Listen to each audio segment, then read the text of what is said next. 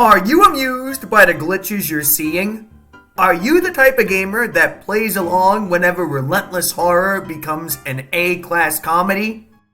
If you answered yes to both questions, then you'll love Killing Floor Mod 1.0. Okay, it's not that simple for some folks. A quick disclaimer before going any further. I am not reviewing Steam Killing Floor in this video. Before Killing Floor became a standalone game you can buy digitally, it was a mod of the uber-popular Unreal Tournament 2004. There were 3 major releases and a couple of minor patches before the project was picked up by Tripwire. All 3 versions of Killing Floor mod have major changes. I singled out the first complete release of the mod since it's the most different of all downloadable versions. Hopefully that cleared up any confusion. Back to the game. KFmod 1.0 is a fascinating time capsule. Oftentimes during game development, the final product looks different than what their creators originally had in mind. It's not every day you get to see that process firsthand through a 3-year development cycle, let alone allowing the public to play each iteration. Thanks to the internet being an endless library of easily shared files, nobody will think you're insane if you said the art style completely changed in every version. If you only played the newest Killing Floor, you'd be shocked to learn its co-op horde killing gig was bundled with an atmospheric adventure. Alex Quick and his 10 merry men were out to make a full game following in the footsteps of Valve and id Software. Lofty ambitions for a team with only a fraction of the manpower major studios had at the time. But were they in over their heads? I killed my time to find out. To present my findings, I split the review up into 2 segments, as the single and multiplayer modes play completely differently despite sharing the same assets. You can use the timestamps to find something you're curious about. Otherwise, I'll start with... The soon-to-be deprecated campaign in this KFmod isn't a hectic gore fest. Instead, it's a slow-paced, setting-focused survival horror game firmly sticking to its Resident Evil roots. Straight down to the plot. When the Horizon Corporation biologically mutates their hapless employees for the sake of making super soldiers, it goes about as well as you'd expect, bringing London to its knees before the highly infectious zombies. You luck out and happen to be under decent shelter when the outbreak occurred, leading you through 5 dangerous locales before you learn the truth behind the incident. Its premise is stock science horror as can possibly be, but if you plow your way through the game, the twist revealed to you at the end is genuinely good. Well worth the 3 or more hours leading up to it. You can play the game yourself or look it up since I'm not ruining it here. Speaking of gameplay, it religiously follows everything in the survival horror playbook. You rummage around somewhat believable environments, acquiring weapons and resources to survive many deadly challenges. There's only so much ammo, so it's gotta be saved for huge crowds or the meanest monsters around. It's that nice familiar blend of shooting and critical thinking. Only it's in Unreal Engine 2, with a first-person view. You might think it's super British Resident Evil Dead Aim, but it goes beyond Capcom's earlier effort thanks to level design expecting jumping and crouching. Unreal Engine 2's used proficiently here.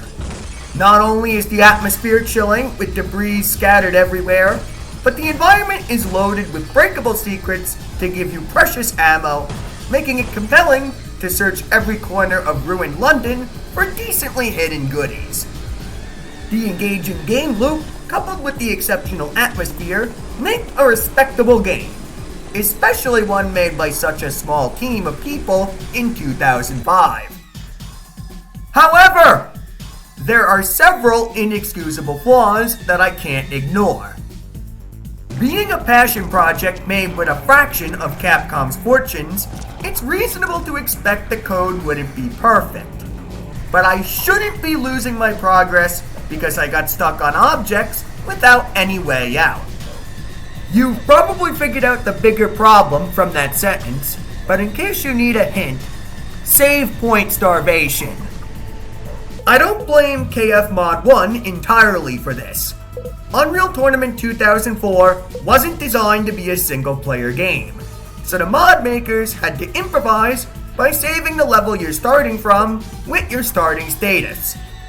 But they could have at least split the last level into 2 maps, so you don't have to redo 20 minutes of gameplay if you're glued to a garbage bag. On the subject of time, I might as well mention the cutscenes too. They're skippable, but you gotta open up the console and use the slow-mo command to fast forward them, which is inconvenient compared to just pressing a button. My last major gripe stems from a soft lock. Soft locks aren't inherently bad. I missed the fire axe on the sidewalk in my first stream. That's my fault. I should have been looking harder. But is there any reason why your character can't remove the planks and backtrack to pick it up? The UK is doomed because your person's afraid of a stinking splinter. Great. It's an exceedingly stupid way to soft lock since the solution's easy. That's a big issue. But when all's said and done, KFmod 1's single player is a pretty solid affair despite some amateurish design blunders. It's a little low on replay value unless you're a speedrunner, but it's good for 1 or 2 casual playthroughs, unlike the mode that Killing Floor would become known for. Survival mode is the first iteration of Killing Floor as you know it today. You and up to 3 other players are dropped into a decent-sized arena with hordes of shambling zombies stemming from every corner. Instead of the weak 9mm pistol you start with in Story Mode or KFmod 2, you spawn with a versatile bullpup that can spray at close range or pick off far threats with slowed, controlled shots. It's actually good enough to last you the whole match, but eventually, you're gonna need the weapon locker buried within the map to exchange your kills for health, ammo, or any one of the 12 unique weapons to suit your tastes. The majority of which are viable and fun to abuse. There's no interlude between waves of zombies, following the phrase, "no rest for the living," a bit too literally. So the basic act of shopping becomes intense. You need your team to create a diversion to ensure the shopper doesn't get mauled in the act. Unless you're the last one standing, in which case, you better haul ass. Wipe out 10 waves of increasingly bigger zombie hordes, and your team wins. If you're a modern Killing Floor player, you're probably wondering, where's the Patriarch, the boss waiting for you at the end of every round? Or, why can't I heal my teammates with a syringe? No! KFmod 1 has none of that. It's a simplistic kill or be killed game, even compared to KFmod 2. It's easier to list what KFmod 1 doesn't have. Your interactions with your teammates consists of communication, picking up and dropping weapons to preserve them in case someone dies, and protecting them whenever they need some supplies. Which, to be honest, is all you really need. I was convinced the simplicity was brilliant when I spotted for my friend Bush, preventing him from being cornered.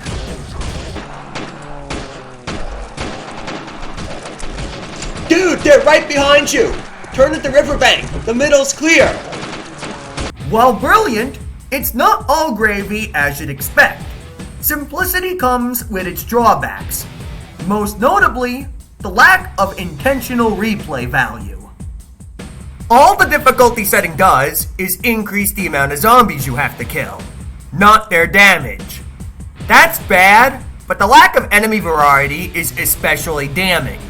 Almost all the enemy types in KFmod 1 are variants of your basic zombie that just walks forward, including the flesh pound and the chainsaw scrake. Every wave is gonna be alike. Once you figure out the ideal strategy for each map, or find a stupid cheese tactic, that's it. Unless you're a glitch hunter. Your ability to break the game is so potent in survival, it can make or break your opinion of the mode. The shoddy programming from single player mode carries over to survival. But there's one major difference. 90% of the time, the bugs will work in your favor rather than against you. When they happen, not if, it's outright hysterical. The unintentional replay value is through the roof. If you're the type of player that likes to find ways to jump out of the map to explore the mysterious beyond, or you like creating nonsensical kills like a dark comedian, then you're instantly going to fall in love. It's pure, unadulterated comedy for free, and as such, I can't recommend downloading it enough. I still can't excuse one particularly egregious bug, where dying once permanently handicaps your vision for the rest of the match. The blur effect blinding you entirely instead of smearing the screen. In conclusion, KFmod 1 built a solid foundation for the final game and good single-player concepts, both of which don't quite have enough polish to consume your life, but managed to entertain even well before all these ideas received refinement in KFmod 2.52. I had several nights of fun with my volunteers and close friends, which is more than I can say for most free downloads. I hereby give KFmod 1 a B-, warts and all. Long live Unreal. I can't thank you enough for watching all of, or at least part of the video. This project took me a bloody month to complete, but when it comes to first-person shooters, I want to do the genre the massive favor it deserves. If you can spread the video around, or do whatever you can to support the show, it would be appreciated. Unreal never dies, it's just hiding in plain sight. Until next time,